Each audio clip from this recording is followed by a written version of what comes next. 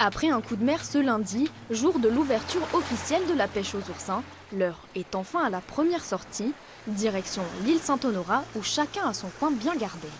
On se connaît tous, on est tous copains, tout ça, y a pas de souci. Mais quand on a une bonne zone, on essaie de la garder, c'est normal. Allez, vous avez quand même le droit à un indice. Les oursins, ils se nourrissent de posidonie et d'algues. Donc du coup, il faut aller autour de ça. Il faut pas aller dans le sable, il n'y en aura pas. Masque, tuba et palme aux pieds, sans oublier le crochet pour les attraper.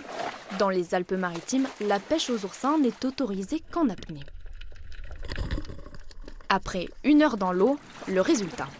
Première pêche de la saison, ils sont très beaux, les gonades sont bien repliées, il y a beaucoup d'œufs, c'est très beau. Attention toutefois, la pratique est très réglementée. Les amateurs ne peuvent pêcher que 2 douzaines par personne et par jour.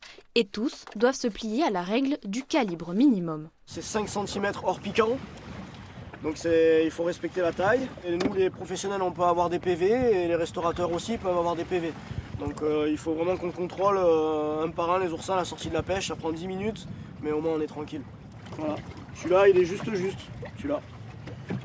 Donc il grandira dans 2 mois, il fera la taille.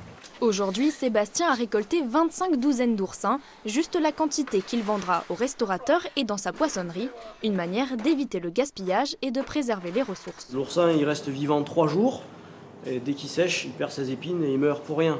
Donc du coup il vaut mieux le laisser dans l'eau, et comme ça au moins c'est bénéfique pour tout le monde.